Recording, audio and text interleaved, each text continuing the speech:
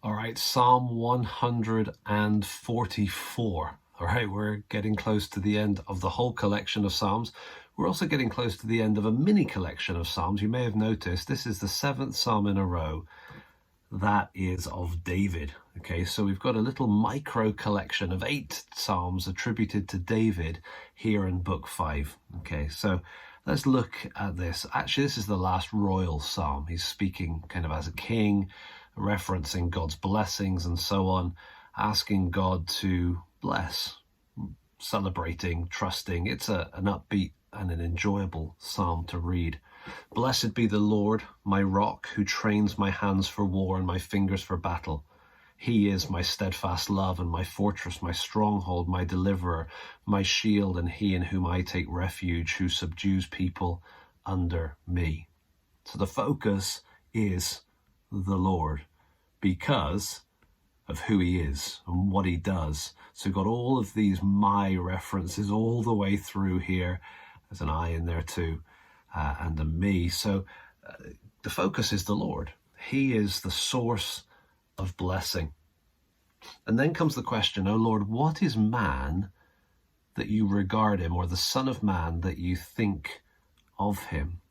It's a bit like Psalm 8, right? We've seen this kind of language before, but it's a good question.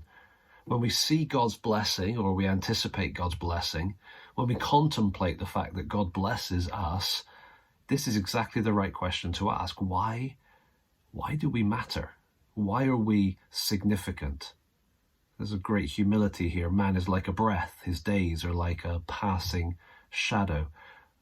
Bow your heavens, O Lord, and come down. Touch the mountains so that they smoke. Flash forth the lightning and scatter them. Send out your arrows and rout them. And on he goes. This is kind of theophany language.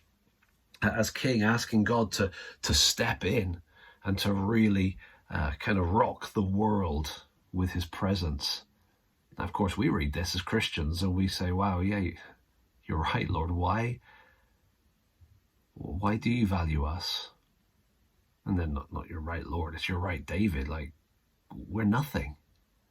And then asking God to step in. We of course, have a greater perspective. We've seen the Lord step in the person of his son, Jesus, coming into this world and suffering.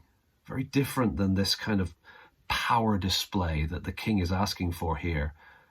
And yet there's a greater power, isn't there? There's a greater glory. There's a greater wonder when we think about our God stepping in for us. And so really this cry up here is just restated.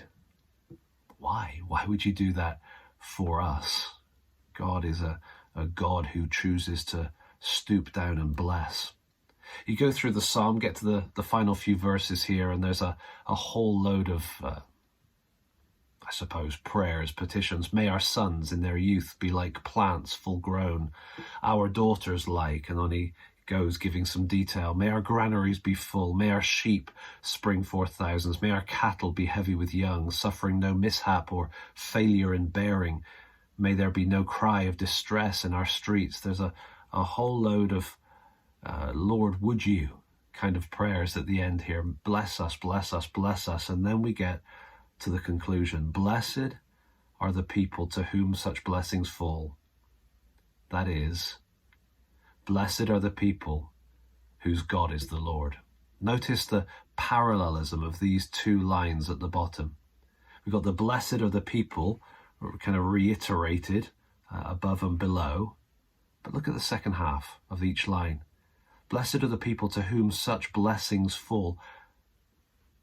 Who get these kind of blessings? It's people whose God is the Lord.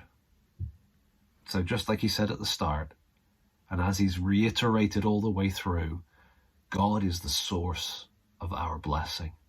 Read through Psalm 144.